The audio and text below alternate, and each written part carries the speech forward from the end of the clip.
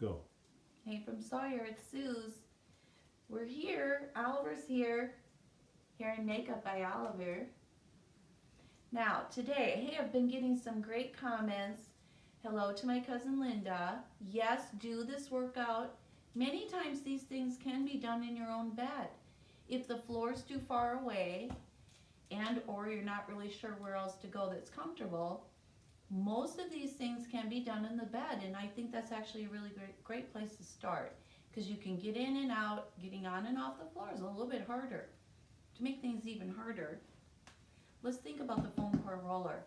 If there's one piece of equipment I feel that most people should have in their home, as far as fitness or therapeutic, it would be a foam core roller. I'll give you a link and you can get these. I don't have any affiliation with this company, but they're a wonderful company.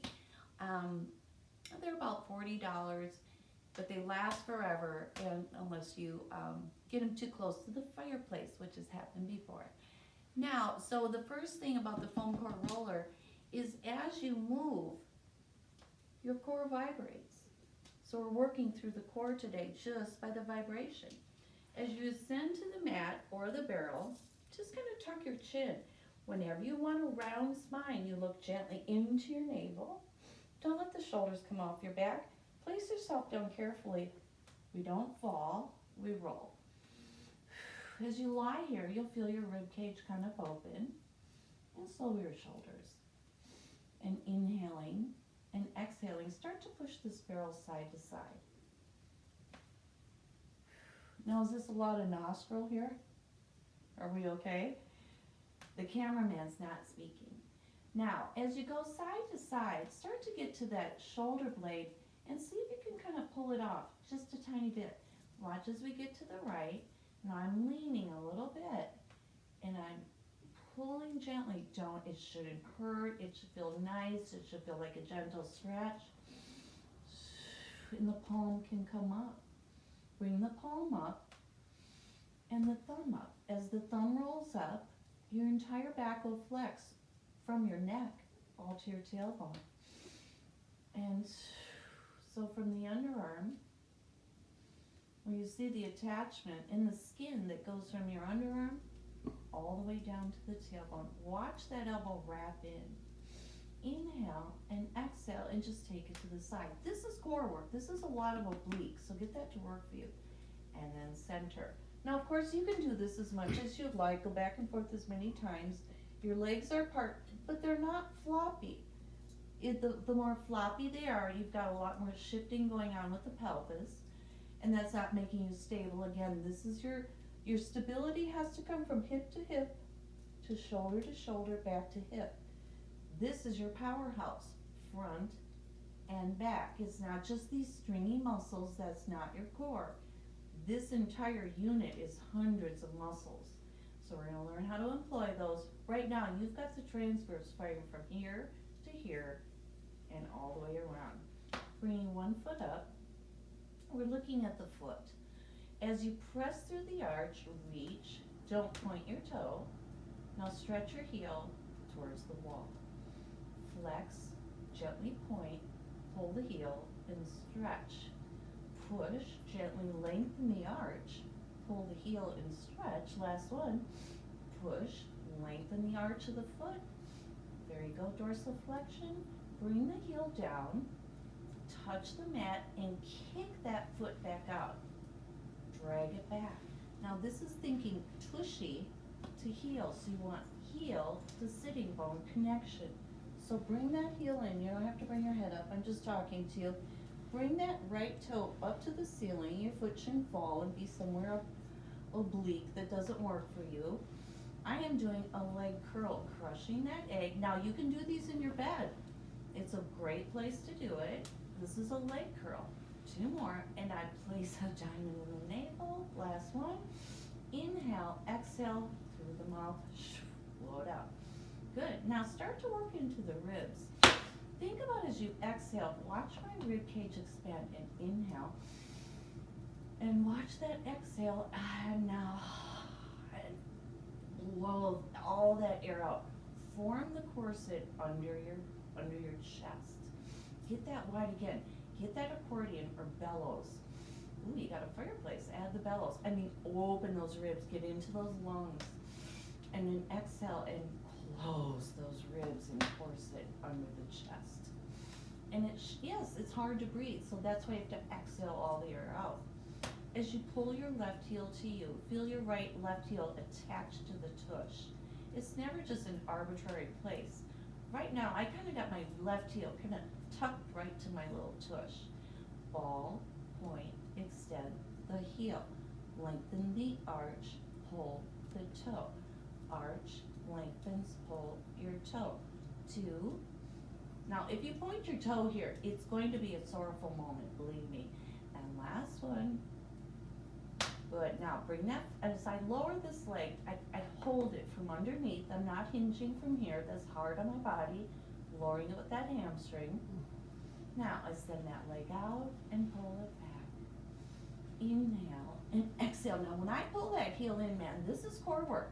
And if I hear, well, that's not this much work, there's a few things missing. Head to toe connection.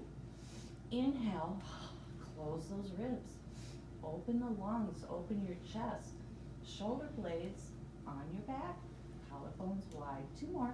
This is all core. Every time that foot moves, I'm inhaling and exhaling. Last one. And close the ribs. Good. Feet go wide.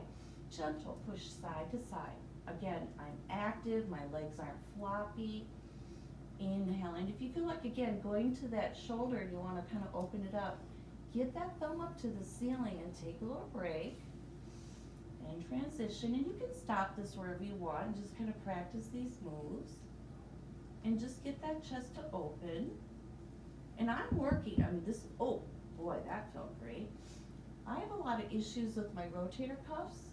I was in a body cast for about a year, and so these things aren't on right. And I bet a lot of you at home are thinking the same thing. Mine aren't on right either. Oh boy. And the weird thing about the rotator cuff is you gotta pull it off to get it back on. And center. Good.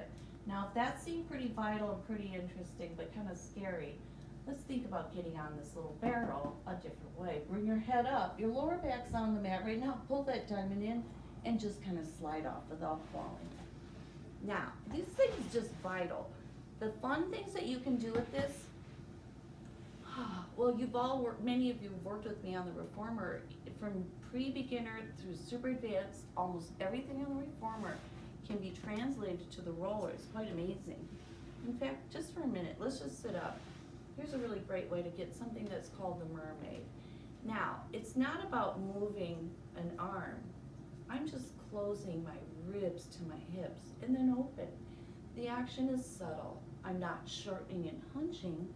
It's a beautiful action of lifting. Lift that rib and then come back. I don't need the barrel, but boy, is it nice to bring myself home. So I can get out there a little bit, push it a little bit. When I come home, I'm pulling this arm down. Pull the right arm down. This isn't happening because that just means all my body's hanging here. Good, just a couple more. Inhale and exhale, lift, 2.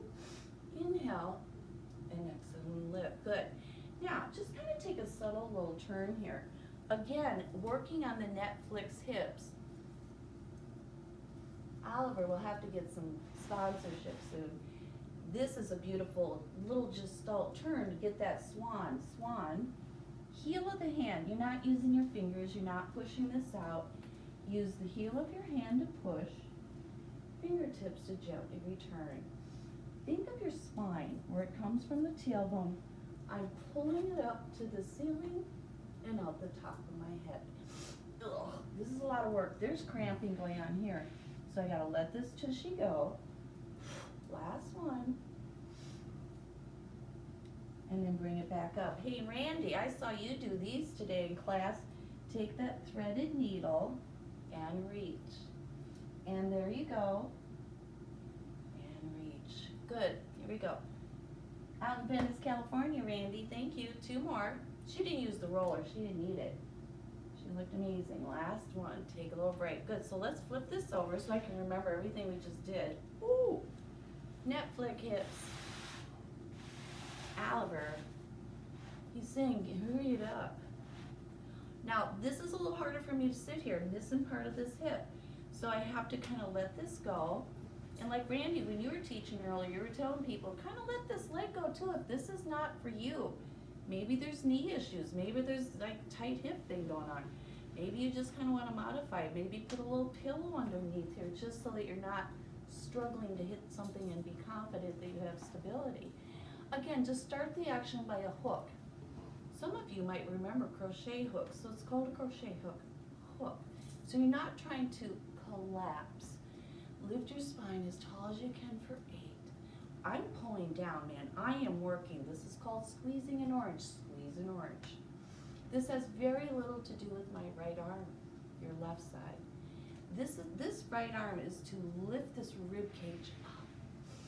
And then the weight of the arm brings you home. So use it. Use your physics. 2 more. I'm using my left arm or your right side to come home. Last one. No shoulder off the back. And letting this go more. If this starts to cramp a lot, there's one thing you can kind of do to get out of this. Take a little squeeze of that hip. And I'm not just pushing my hip to you, I'm literally squeezing the glute. And that stretches that psoas out. And then let it go in the psoas as part of your hip flexor. And 1. And good. So we're going to take that little soft turn. And so instead of being sideways between 2 mirrors, now this comes out from your knee. So again, you have these beautiful swans and lift. And sometimes my beautiful swans get hip cramps. So let that tushy go. And what am I up to here? As I go over, I'm hooking right here. I'm not shortening. I'm getting a little wrap going. I'm kind of feeling that left rib come to my right hip just a little bit and then hooking it in. So it's called a lateral flexion with a little rotation or fold. 2. Good. The shoulder's on my back. I'm not hiding. And 1. And bring it back home. Good. Nice. There. Now we're going to do one more thing for those of you who want to try something a little more fancy. This is a fun little series. I love my sister. She's such a talented athlete. When I asked her if she knew how to get over this thing, she goes, I do. And when I left the room, I heard a boom. So, love you, Trace. Anyway, be very careful getting on this thing. I had to say it. So, pull your tummy in. I'm leaning. I've got kind of a bit of weight here. And I look into my belly, bringing that 1 foot up, and just push yourself over. You're not falling. Place yourself down. It doesn't make sense to fall. And then just get those legs up to the ceiling. Now before, when you had your feet, when you were long on the barrel, we were working the feet, it was a little bit hard. So here's you look at your feet. And maybe you don't have a barrel, and that's absolutely fine. You can either be on the floor and put a pillow underneath, or just kind of go up to a wall and put your legs against the wall. You don't have to have your butt touching the wall, just you can be a few feet away, a couple feet at the most probably. As you lie here, and even as you're sitting here, your footstool, watching me going, what's she up to now? Pull your little toes to your ears. That's pretty hard to do because I'm also pushing my big toe away. Wow, does that work? Squeeze the inner thighs here. Ball, point, pull the heel. We already did this. Ball, point, pull the heel. The inner ankle will stay kissed. Get that malleolus to touch. 2, pull the heel. Last 1, plantar flexion, dorsiflexion. Walk on the ceiling. This feels pretty good. Boy, that was a shaky step. Imagine you're walking down the street. Here we go. Walking across the Chicago River. Hey, Route 66. If you want to get fancy here and start to add different ideas, you could do some bicycling. You can do those in both directions. But for today, let's just do what I call maypole. Send your legs out. Stretch them away from you as long as you can. It's easier. Take that right leg, sweep around. Again, if you don't have a barrel, this one will probably be a little bit harder. But if you're on a wall, you can just be a little bit away from the wall. That circle does not need to be big. It just needs to be a circle. If you like to take a little stretch for that booty right here. And I always say never cross your legs, but you can cross your legs here. Piriformis from kind of the tailbone out to the trochanter. And if you wanted to stretch deeper, you bring it in. Don't bring too much pressure into the chest here. It's not good for your heart or eyes, sinuses. If you wanted to do a little core here, oh boy. Think about where that rectus attaches right above the pubic bone and pull it back. You can do a few there. Now, a little stretch. Now, other side, maple, sweep. Check out that your foot's not flipping around, making funny little shapes. Because if your foot moves, you're not making a circle. I'm pushing that leg up to the ceiling and sweeping. Now, the first time I did these, I heard a great cue. Put sandpaper on the head of the femur and sand off a circle. Go in the other direction. Maybe the circle needs to be smaller. If you're feeling clicking in your hips, you need to change your foot position. If your toes are towards you, turn them out. That clicking will probably go away. For 3, keep unscrewing that leg up to the ceiling. 2, 1, add the breath always. Ankle over thigh, piriformis, left side. A little lower, there's some core right where that rectus hits. I'm not using the hip. Push your thigh to you. Lower with these rectus right here. Push that hammy to you. Do you see this foot? It's not floppy. I'm holding a ball right there. Make that ratchety little grip. And then not here, right at the heads. Last one. Push the hammy to you. Good. Nice. So one more little thing. If you want to add just a little frog today, think of a swimming frog. Good. And 1. Done.